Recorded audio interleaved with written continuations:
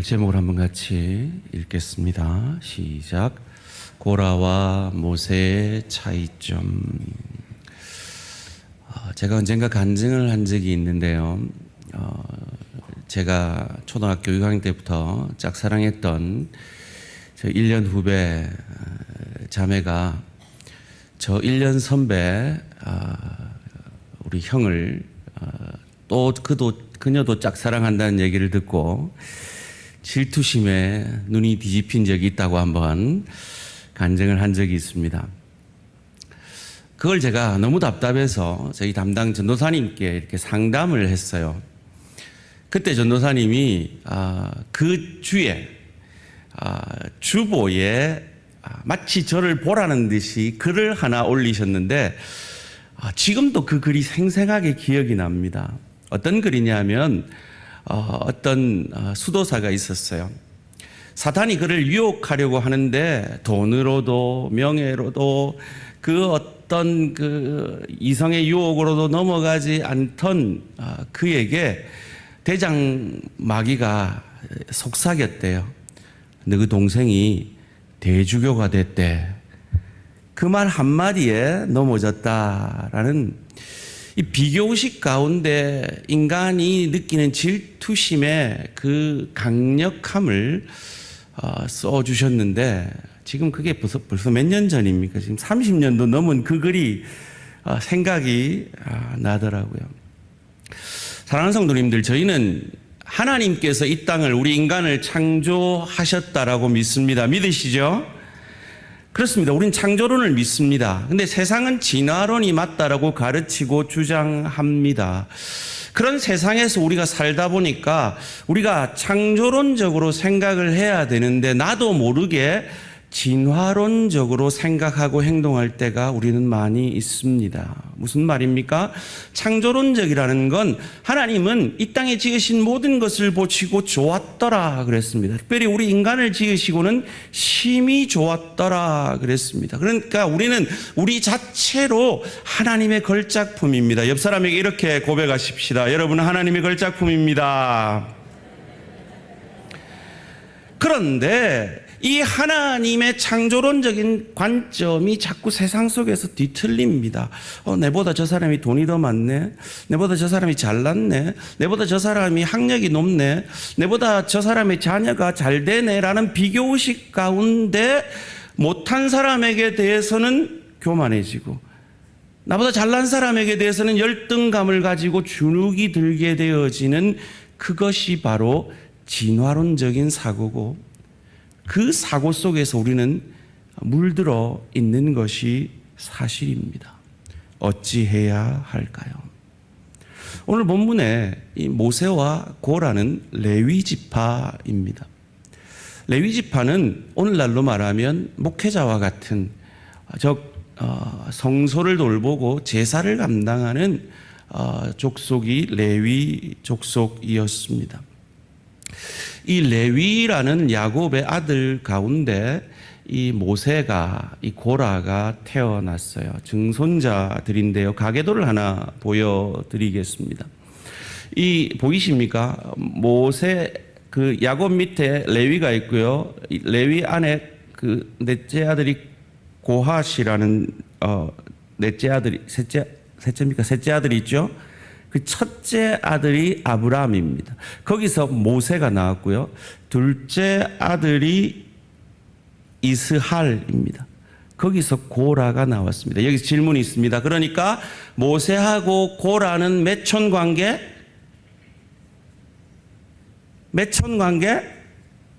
사촌 관계. 그죠? 그리고 사촌이 땅을 싸면 어떻게 돼요? 배가 아파요. 그건 잘 아시네요. 네.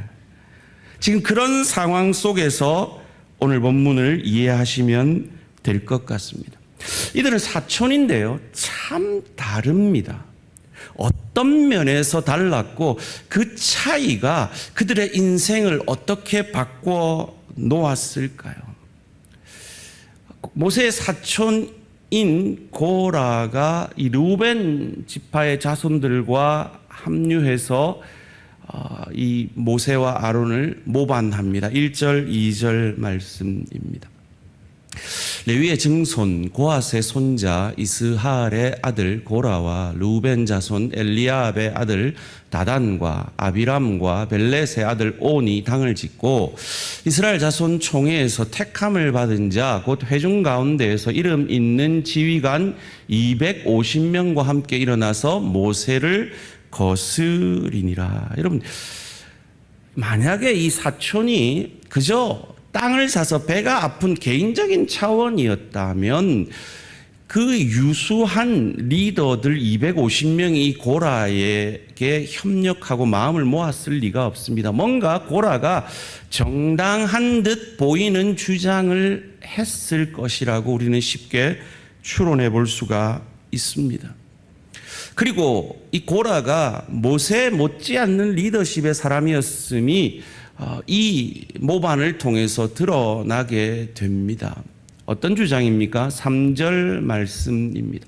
그들이 모여서 모세와 아론을 거슬러 그들에게 이르되 너희가 분수에 지나도다. 회중이 다 각각 거룩하고 여호와께서도 그들 중에 계시거늘 너희가 어찌하여 여호와의 총회 위에 스스로 높이느냐. 무슨 말입니까? 너희가 제사장 가문이라고? 너희만 잘났어? 우리 모두가 제사장이야. 만인 제사장론을 여기서 펼치고 있는 겁니다.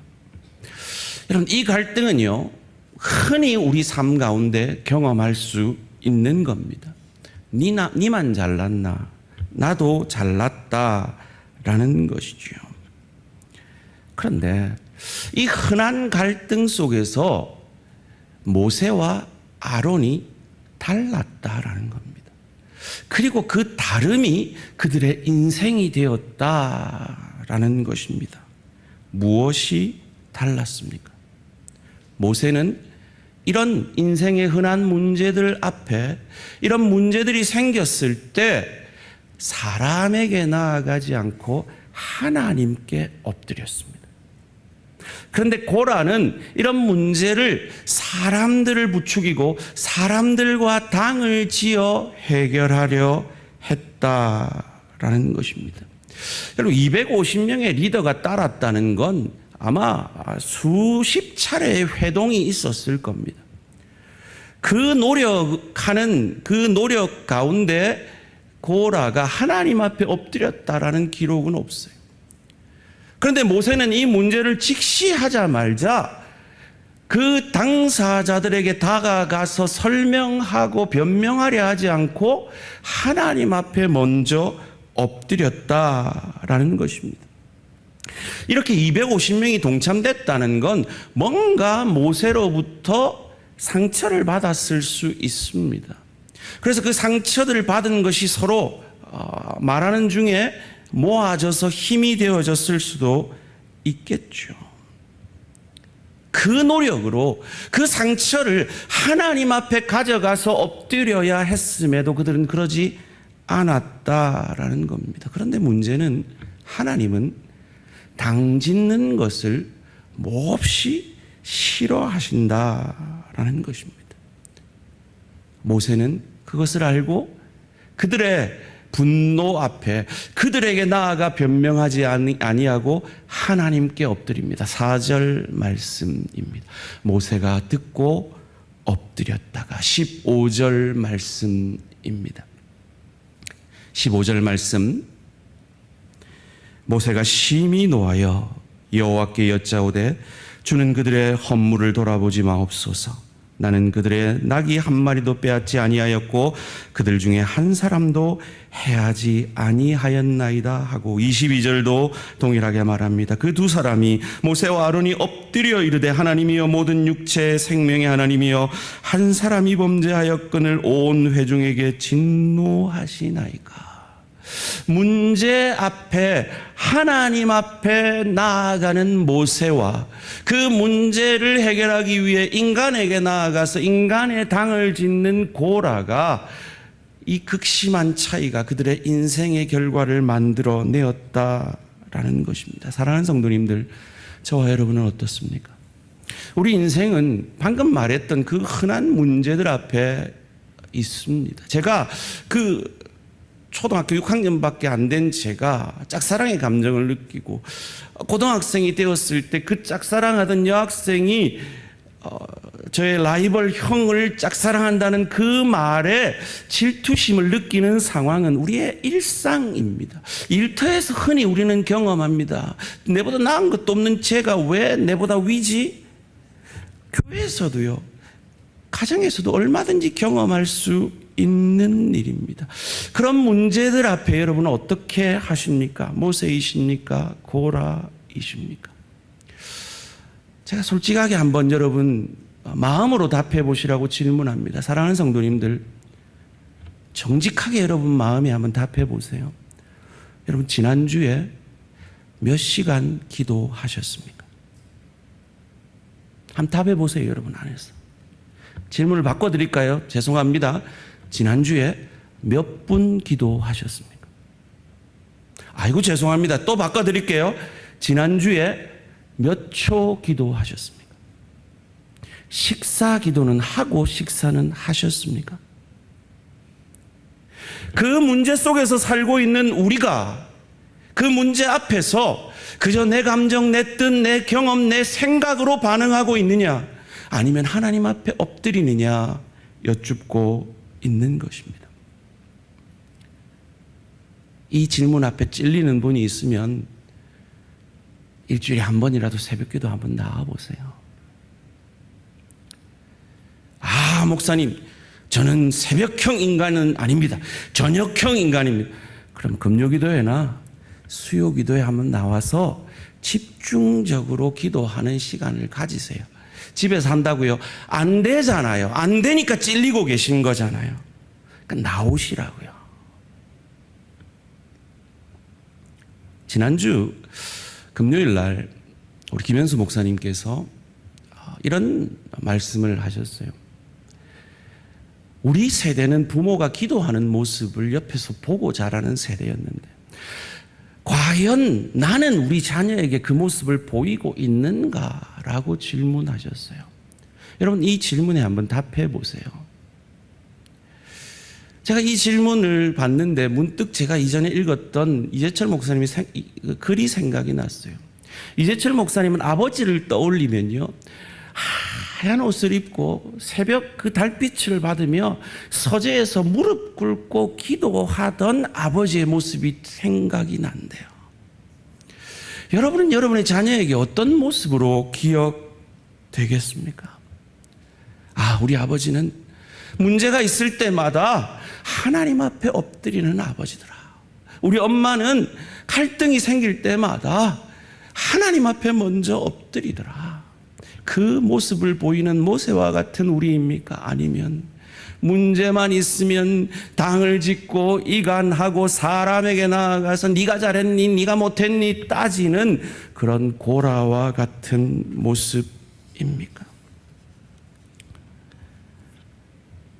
사랑하는 성도님들, 이 차이가 위대한 지도자 모세와 하나님의 화를 당한 고라의 차이를 만들어낸 겁니다. 말씀을 준비하면서 사족 같은 말씀을 좀 드려야겠다는 생각이 들었습니다. 저는 목회자로서, 대안교회 담임 목사로서 목회를 하는 내내 가지고 있는 목표가 있습니다. 대인관계적인 목표가 하나 있습니다. 그건요, 제가 우리 그 어떤 대안가족과도 친해지지 않는 게 목표입니다. 좀 이상하죠? 그런데 또 다른 목표가 있습니다. 제가 그 어떤 대안가족과도 다 친해지는 것이 목표입니다. 사랑하는 성도님들, 당짓지 마시기 바랍니다. 하나님이 싫어하시는 겁니다. 아이고, 목사님은 담임 목사니까 그렇지 우리가 어떻게 대안가족들하고 다 친해요? 맞습니다. 그러면 여러분의 구역 안에서는 그러셔야죠. 여러분의 기관 안에서는 그런 모습, 그런 노력들을 하셔야죠. 여러분 성가대, 찬양대 안에서는 그렇게 하셔야죠. 여러분의 사역팀 안에서는 그렇게 되어지셔야죠. 또 다른 제 목표가 있습니다. 문제가 있습니다. 목회할 때 갈등이 있습니다. 그때마다 사람에게 나아가 설명하고 편들어 달라 하기 전에 하나님께 엎드리려고 하는 것이 저의 목회적 목표입니다. 부족하죠.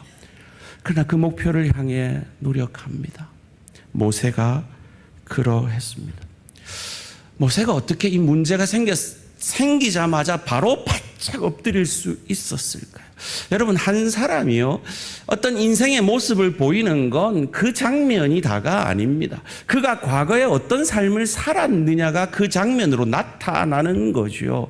그는 어떤 삶을 살았을까요? 왕자에서 40년 동안 광야에서 아무것도 가진 것 없는 나그네로 살았습니다. 그래서 그의 첫 번째 아들 이름이 게르솜입니다. 나그네입니다. 얼마나 힘들었을까요? 누구에게 하소연할 수 없이 처가살이하는 이 신세가 얼마나 처량했을까요? 왕자였는데요, 이 상대적 박탈감이 얼마나 컸을까요? 그런데 그는 그 순간에 하나님의 도움의 하나님을 기도함으로 만났던 것이죠. 그래서 그의 둘째 아들이 엘리에셀, 도움의 하나님이라고 바뀝니다. 나그네 같은 인생이 이 첫째 아들을 낳고 이 둘째 아들 사이에 그가 경험했던 하나님, 하나님은 내가 엎드릴 때 도와주시는 하나님이구나, 이것을 경험한 그는 하나님 앞에, 이 문제 앞에, 이 갈등 앞에 바로 바짝 엎드렸던 것입니다. 사랑하는 성도님들, 이 모습을 우리 자녀들에게 보여내는 저와 우리 모든 성도님들 되시기를 주님의 이름으로 축원합니다. 그리할 때 우리가 우리 자녀에게 아무 도움이 될 수 없는 그 순간에 우리 자녀들도 사람이 아니라 하나님 앞에 엎드리는 자녀들이 되어질 수 있을 줄 믿습니다. 모세는 문제 앞에 사람에게 나아가 설명하고 설득하기 이전에 먼저 하나님 앞에 엎드렸습니다. 하나님께 드리려 했습니다. 그리고 하나님이 말씀해 주셨습니다. 5절 말씀입니다. 고라와 그의 모든 무리에게 말하여 이르되 아침에 여호와께서 자기에게 속한 자가 누구인지 거룩한 자가 누구인지 보이시고 그 사람을 자기에게 가까이 나아오게 하시되 곧 그가 택하신 자를 자기에게 가까이 나아오게 하시리니. 그래, 너희 방식대로 하나님이 응답하실 거야 라고 하는데 아침에 응답하겠다 합니다. 미스터 트롯이라는 프로가 아주 유행했었죠. 그때 그 아나운서, 목사님 아들로 알고 있는데요, 김성주 아나운서가 유행어로 이렇게 했습니다. 결과는 하고는 5분 뒤에 공개합니다. 뭐 이렇게 했죠. 하나님이 아침에 공개합니다. 이렇게 말하고 있는 겁니다. 그리고 특이하게 하나님과 소통하는 향로와 불을 준비하라 합니다. 6절 7절 말씀입니다. 이렇게 하라. 너 고라와 내 모든 무리는 향로를 가져다가 내일 여호와 앞에서 그 향로에 불을 담고 그 위에 향을 두라. 그때에 여호와께서 택하신 자는 거룩하게 되리라. 레위 자손들아, 너희가 너무 분수에 지나치느니라. 무슨 말입니까? 하나님과 소통하는 자가 누군지, 그가 하나님의 택한 자다라고 말하고 있는 것이죠. 결과는 뻔합니다. 왜요? 모세는 엎드렸지만 고라는 인간과만 소통했죠. 왜 그랬을까요? 왜 고라는 하나님 앞에 엎드리지 못했을까요? 자기의 것으로 가득 차 있었기 때문입니다. 비록 그것이 250명이나 되는 리더들은 설득할 수 있었을지 모르겠습니다. 그런데 그가 그 자기의 생각, 자기 뜻, 자기 의로 가득 찬 그것을 내려놓기 전에는 하나님 앞에 엎드릴 수 없는 것이죠. 사랑하는 성도님들, 제가 새벽기도 나오라, 금요기도에, 수요기도에 나오라 했지만 아마 여러분 가운데 여러분의 것으로 가득 차 있는 분들, 아이고 내 힘으로 살 수 있어, 내 힘으로 애들 잘 키울 수 있어, 내 힘으로 직장생활 잘할 수 있어, 내 힘으로 신앙생활 잘할 수 있어 라고 생각하는 분들은 아마 골로 셀 겁니다. 이 말이 절대로 이 말에 순종 안 하실 거예요. 그런데 맞아, 나는 아니지. 내 지혜로 살아봤잖아, 내 능력으로 살아봤잖아, 실패했잖아, 넘어졌잖아, 쓰러졌잖아. 자기를 비우는 그가 하나님 앞에 엎드릴 수 있는 것입니다. 이것이 바로 선악과를 이기는 겁니다. 선악과가 뭡니까? 자기가 왕 되겠다는 거예요. 자기 뜻대로 하나님처럼 살겠다는 거예요. 그럼 기도는 뭡니까? 내 뜻을 내려놓겠다는 거예요. 하나님 앞에 엎드려 하나님 뜻대로 살겠다는 것이죠. 그렇다면 도대체 고라는 무엇 때문에 이렇게 모세를 모반했을까요? 그 이유가 바로 저와 여러분의 안에 있는 내적 쓴뿌리요 갈등일 수 있습니다. 첫 번째는 모세에 대한 상대적 박탈감. 모세에 대한 상대적 박탈감이 그를 이런 분노의 사람으로 만들었던 것입니다. 고앗의 자손들 가운데 족장을 뽑았어요. 그런데 이 족장에 이 고라가 꼽히지 않고 그의 작은 아버지 우시엘의 아들 엘리사반, 제일 서열이 낮은 그가 뽑힙니다. 민수기 3장 30절 말씀입니다. 우시엘의 아들 엘리사반은 고앗 사람의 종족과 조상 가문의 지휘자가 될 것이며, 형 모세도 리더로 잘 나가죠. 저 아래 사촌 동생도 잘 나가는 그 상대적 박탈감에 이 고라는 너그만 잘났나라는 분노를 바라고 있는 것입니다. 여기 1절에 고라와 함께 모반했던 다단과 아비람과 온도 마찬가지입니다. 이들은 르우벤 자손입니다. 르우벤 자손은 장자였습니다. 그런데 그가 서모와 간통함으로 장자권을 잃고 그 장자권이 유다 자손에게 넘어가죠. 그 상대적 박탈감이 그들을 이런 모반하는 사람으로 만들었다 하는 것입니다. 바로 비교의식 가운데 진화론적으로 사고했기 때문에 그들이 한 팀이며 한 종족이며 한 민족인 것을 잊어버리고 비교하며 열등하며 교만한 그 상대적 박탈감이 그들을 하나님이 세우신 리더에 대해서 대항하게 했던 것이죠.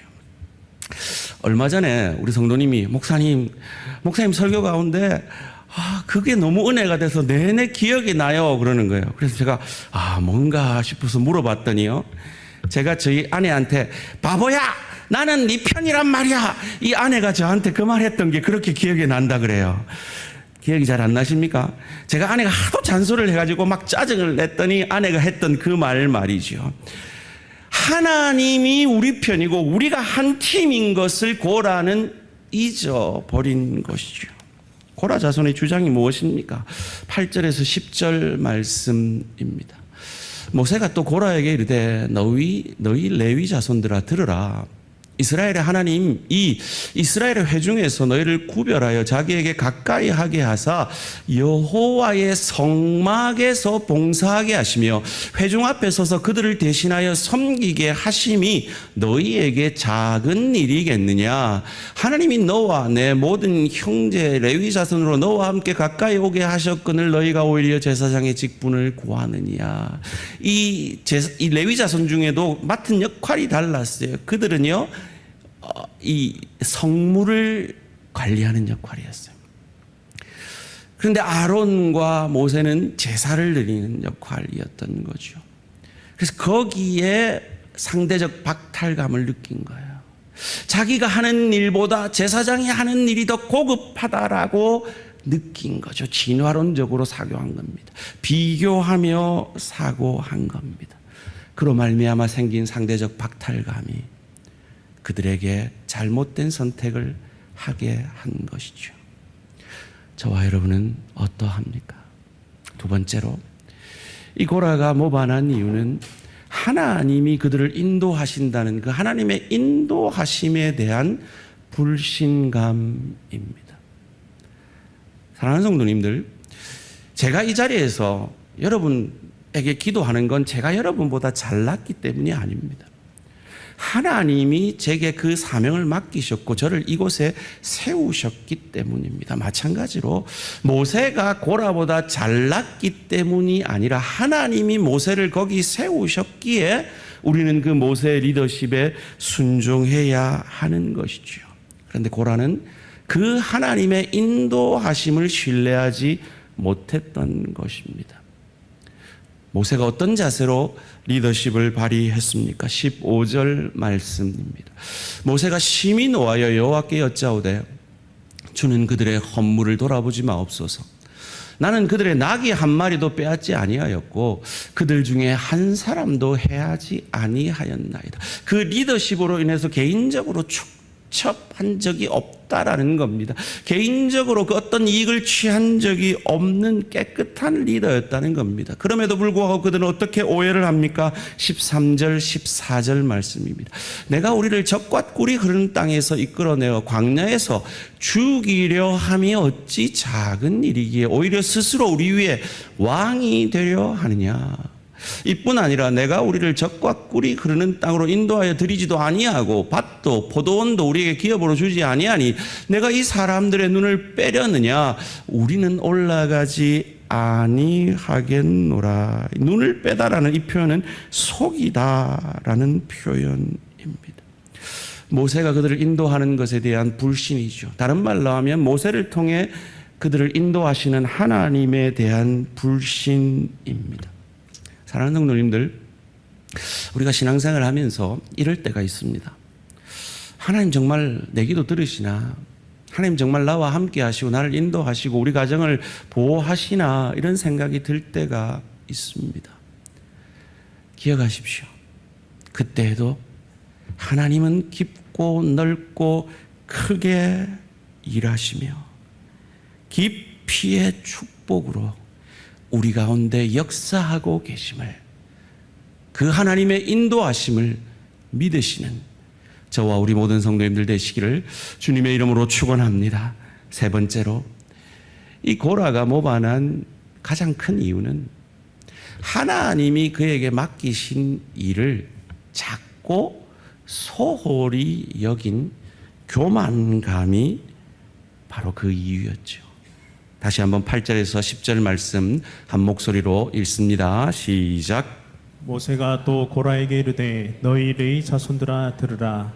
이스라엘 하나님이 이스라엘 회중에서 너희를 구별하여 자기에게 가까이 하게 하사 여호와의 성막에서 봉사하게 하시며 회중 앞에 서서 그들을 대신하여 섬기게 하심이 너희에게 작은 일이겠느냐. 하나님이 너와 내 모든 형제 레위 자손으로 너와 함께 가까이 오게 하셨거늘 너희가 오히려 제사장의 직분을 구하느냐. 말씀드린 대로 이 고핫 자손의 사명은 이 고라 자손의 사명은 이 성물을 관리하는 것이었습니다. 민수기 3장 31절 말씀입니다. 그들이 맡을 것은 증거계와 상과 등잔대와 제단들과 성소에서 봉사하는 데 쓰는 기구들과 휘장과 그것에 쓰는 모든 것이며 이 성소에서 쓰는 모든 물건들을 거룩하게 잘 관리하고 이동할 때는 포장 이사를 잘 하는 것이 그들의 사명이었습니다. 어떻게 보면 그들에게 제사장의 그 제사하는 그 일에 비해서 그들의 일이 좀 열등하다라고 느낄 수 있었겠죠. 인간의 관점으로 보면 말이죠. 그런데 그들이 열등감을 느꼈다면 다른 말로 하면 다른 사명에 대해서는 그들은 교만한 마음을, 우월감을 가질 수 있었다라는 것입니다. 므라리 지파와 게르손 지파는 외부 텐트를 관리했습니다. 그들은 내부의 일을 하는데 외부의 그 무거운 텐트들을 관리하는 그들을 보면서 그들은 우월감을 가졌을 겁니다. 그러니까 열등감을 가지는 것이죠. 지금부터 30년 전에 제가 전도사 생활을 시작했습니다.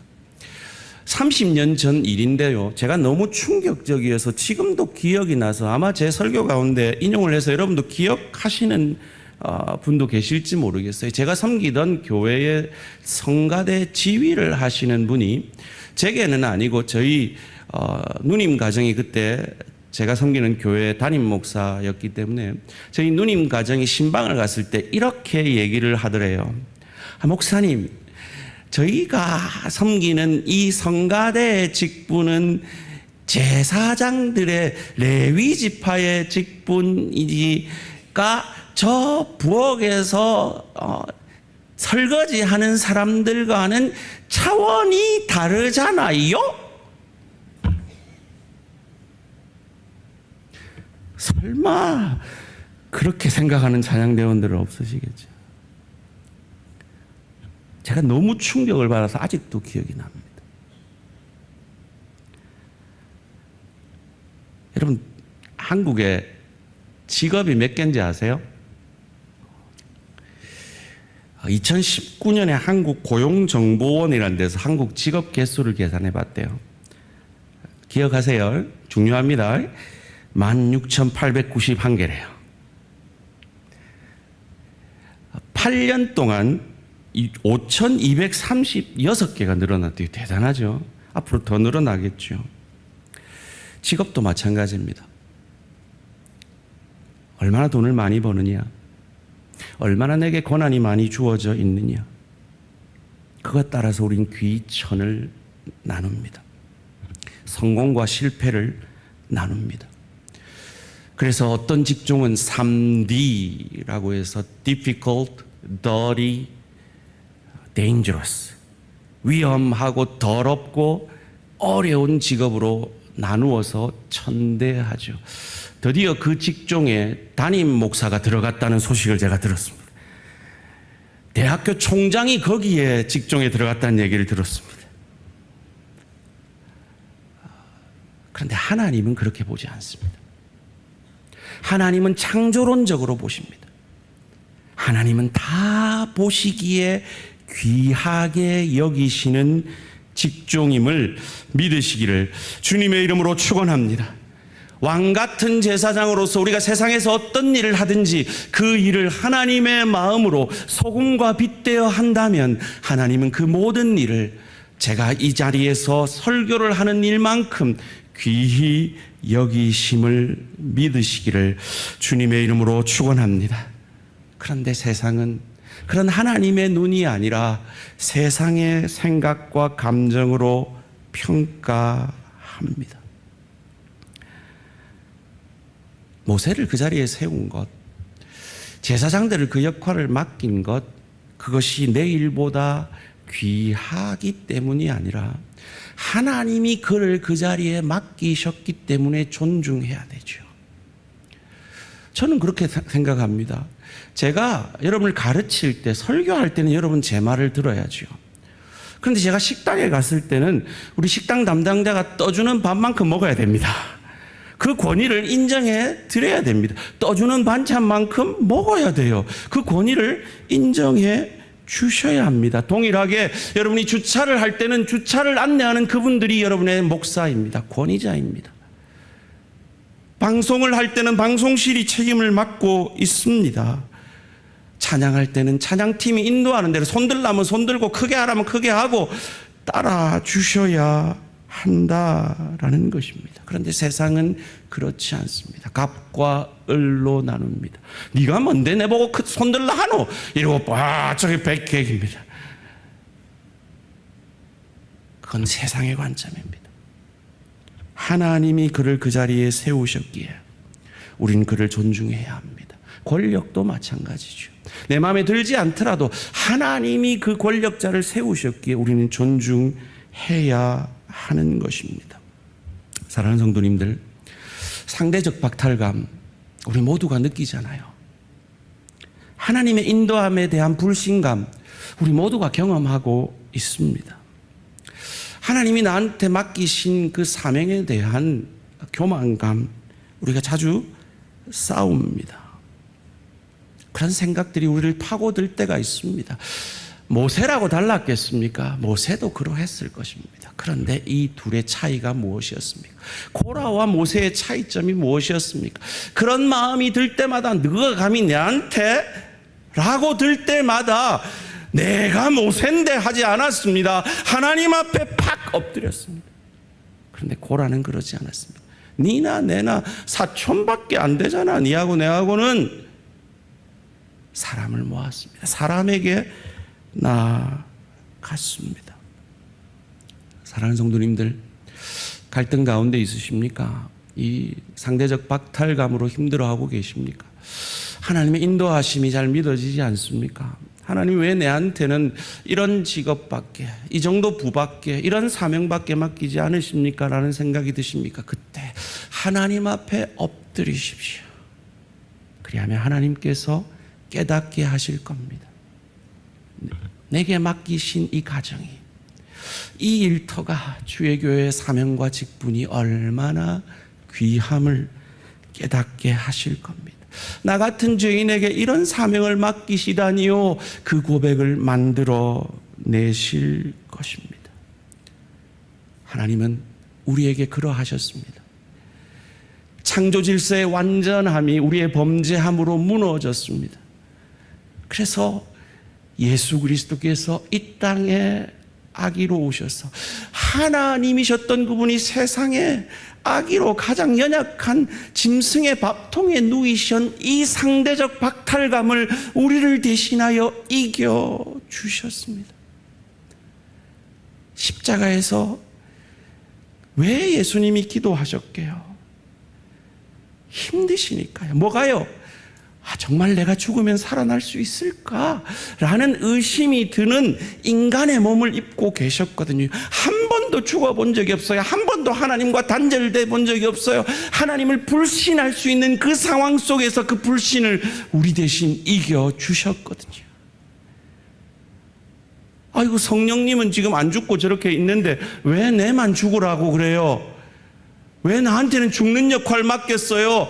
교만감이 생길 수도 있는 인간이셨습니다. 그런데 나를 대신하여 그 교만감도 이겨주셔서 우리를 재창조하셔서 저와 여러분들을 새로운 피조물로 삼아 주셨기에 우리는 더 이상 진화론적으로 사고하는 것이 아니라 창조론적으로 생각하고 행동하는 저와 우리 모든 성도님들 되시기를 주님의 이름으로 축원합니다. 그래도 우리 눈에는 불공평해 보이죠? 맞아요. 솔직히 불공평해요. 5달란트 누구한테는 주잖아요. 한 문 하나 주는 그도 5고을한테 맡기잖아요. 10고을 주잖아요. 불공평해 보이는 것이 이 세상입니다. 그런데 하나님의 관점으로는 그것이 불공평하지 않은 이유가 무엇인지 아십니까? 누가복음 12장 48절 말씀 함께 읽습니다. 시작. 알지 못하고 맞을 일을 행한 종은 적게 맞으리라. 물은 많이 받은 자에게는 많이 요구할 것이요 많이 맡은 자에게는 많이 달라 할 것이니라. 부자가 부러우십니까? 많이 배운 분이 부러우십니까? 자녀 잘된 분이 부러우세요? 그들에게 많이 요구할 겁니다.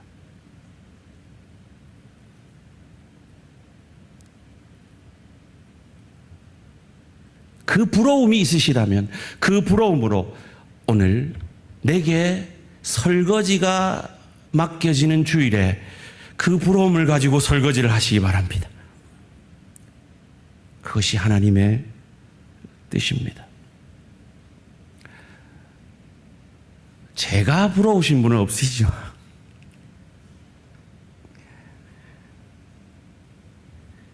그렇습니다. 세상은요, 공평하지 않습니다. 차등합니다. 그런데 하나님께서 우리 모두에게 주신 공평한 상 받을 기회가 있습니다. 그것이 무엇입니까? 전도입니다. 그 면에 있어서는 저보다 여러분이 훨씬 유리하십니다. 저는 믿지 않는 자들과 소통되는 건 저희 미용실 실장님밖에 없습니다. 근데 여러분은 많이 있으시잖아요. 그 기회를 다음 주일에 활용하셔서 하나님 앞에 칭찬 듣는 내 마음에 고라를 하나님 앞에 엎드림으로 내어보내고 우리 장로님 기도 간증하신 대로 자발적 을이 되어서 갑질하기 원하는 세상 가운데 우리를 섬겨주신 자발적 을이 되어주신 예수의 마음으로 나아가 오늘 받은 초청장을 들고 나아가 초청하심으로 하나님 앞에 귀히 쓰임받는 저와 우리 모든 성도님들 되시기를 주님의 이름으로 축원합니다.